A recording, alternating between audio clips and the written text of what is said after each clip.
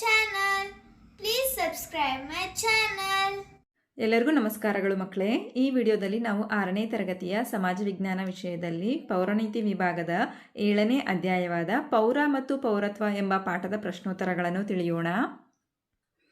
ನೋಡಿ ಮಕ್ಕಳೇ, ಅಭ್ಯಾಸದಲ್ಲಿ ಬಿಟ್ಟ ಸ್ಥಳಗಳನ್ನು ನೋಡೋಣ. ಮೊದಲ ಬಿಟ್ಟ ಸ್ಥಳ, ಖಾಲಿ ಬಿಟ್ಟ ಸ್ಥಳಗಳನ್ನು ಸೂಕ್ತ ಪದದಿಂದ ಭರ್ತಿ ಮಾಡಿ. ಮೊದಲ ಬಿಟ್ಟ ಸ್ಥಳ, ಪೌರತ್ವ ಪಡೆಯುವ 2 ಸಾಮಾನ್ಯ ವಿಧಾನಗಳೆಂದರೆ ಡ್ಯಾಶ್ ಮತ್ತು ಡ್ಯಾಶ್. ಇದಕ್ಕೆ ಸೂಕ್ತ ಪದ ಸಹಜ ಮತ್ತು ಸಹಜೀಕೃತ. ಪೌರತ್ವ ಪಡೆಯುವ 2 ಸಾಮಾನ್ಯ ವಿಧಾನಗಳೆಂದರೆ ಸಹಜ ಮತ್ತು ಸಹಜೀಕೃತ. ಎರಡನೆಯ ಬಿಟ್ಟ ಸ್ಥಳ, ಸ್ವ ಇಚ್ಛೆಯಿಂದ ಪೌರತ್ವ ತ್ಯಜಿಸುವುದನ್ನು ಡ್ಯಾಶ್ ಎನ್ನುವರು. ಇದಕ್ಕೆ ಸೂಕ್ತ ಪದ ಪರಿತ್ಯಾಗ. ಸ್ವ ಇಚ್ಛೆಯಿಂದ ಪೌರತ್ವ ತ್ಯಜಿಸುವುದನ್ನು ಪರಿತ್ಯಾಗ ಎನ್ನುವರು. ಮೂರನೆಯ ಬಿಟ್ಟ ಸ್ಥಳ, ಭಾರತದಲ್ಲಿ ಡ್ಯಾಶ್ ಪೌರತ್ವ ವ್ಯವಸ್ಥೆ ಇದೆ. ಭಾರತದಲ್ಲಿ ಏಕಪೌರತ್ವ ವ್ಯವಸ್ಥೆ ಇದೆ. ಮುಖ್ಯ ಪ್ರಶ್ನೆ 2, ಕೆಳಗಿನ ಪ್ರಶ್ನೆಗಳಿಗೆ ಉತ್ತರ ಬರೆಯಿರಿ. ಪ್ರಶ್ನೆ 4, ಪೌರ ಎಂದರೆ ಯಾರು? ಉತ್ತರ, ಒಂದು ದೇಶದ ಶಾಶ್ವತ ನಿವಾಸಿಗಳನ್ನು ಪೌರರು ಎಂದು ಕರೆಯಲಾಗುತ್ತದೆ. ಪ್ರಶ್ನೆ 5, ನೀನು ಭಾರತೀಯ ಪೌರನೇ? ಹೇಗೆ? ಉತ್ತರ, ಹೌದು, ನಾನು ಭಾರತೀಯ ಪೌರ. ನಾನು ಭಾರತದಲ್ಲಿಯೇ ಹುಟ್ಟಿ ಇಲ್ಲಿಯ ಶಾಶ್ವತ ನಿವಾಸಿಯಾಗಿದ್ದೇನೆ. ಹಾಗಾಗಿ ನಾನು ಭಾರತೀಯ ಪೌರ. ಪ್ರಶ್ನೆ 6, ಪೌರತ್ವವನ್ನು ಪಡೆಯುವ 2 ವಿಧಾನಗಳನ್ನು ತಿಳಿಸಿ.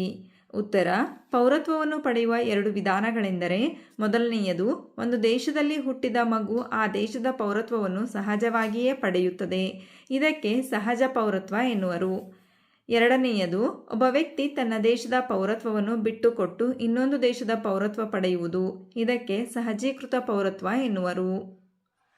ಪ್ರಶ್ನೆ 7, ಪೌರರಲ್ಲಿ ಇರಬೇಕಾದ ಲಕ್ಷಣಗಳು ಯಾವುವು?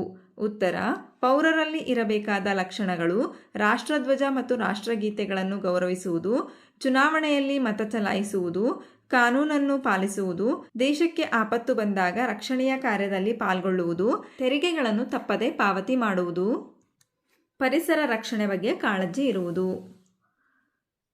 ಪ್ರಶ್ನೆ 8, ಹಿರಿಯ ನಾಗರಿಕರಿಗೆ ನೀವು ಯಾವ ರೀತಿಯಲ್ಲಿ ಸಹಾಯ ಮಾಡಬಹುದು? ಉತ್ತರ, ಹಿರಿಯ ನಾಗರಿಕರಿಗೆ ಬಸ್ಸಿನಲ್ಲಿ ಕುಳಿತುಕೊಳ್ಳಲು ಸೀಟು ಬಿಟ್ಟುಕೊಡುವುದು, ಹಿರಿಯ ನಾಗರಿಕರು ರಸ್ತೆ ದಾಟಲು ಸಹಾಯ ಮಾಡುವುದು, ಹಿರಿಯರ ಮಾತುಗಳನ್ನು ಕೇಳಿ ಅವರು ಹೇಳಿದ ಕೆಲಸಗಳನ್ನು ಮಾಡುವುದು, ಆಸ್ಪತ್ರೆಗೆ ಕರೆದುಕೊಂಡು ಹೋಗುವುದು. ಹಾಗಾದರೆ ಮಕ್ಕಳೇ, ಈ ಅಧ್ಯಾಯದಲ್ಲಿ ಬಂದಿರತಕ್ಕಂತಹ ಎಲ್ಲ ಪ್ರಶ್ನೆಗಳಿಗೆ ನಿಮಗೆ ಉತ್ತರ ಲಭಿಸಿದೆ ಅಂತ ನಾನು ಭಾವಿಸ್ತಾ ಇದ್ದೀನಿ. ಧನ್ಯವಾದಗಳು. ನಮ್ಮ ವಿಡಿಯೋ ಇಷ್ಟವಾದಲ್ಲಿ ಪ್ಲೀಸ್ ಸಬ್ಸ್ಕ್ರೈಬ್ ಮಾಡಿ, ಲೈಕ್ ಮಾಡಿ, ಶೇರ್ ಮಾಡಿ, ಪ್ರೋತ್ಸಾಹಿಸಿ.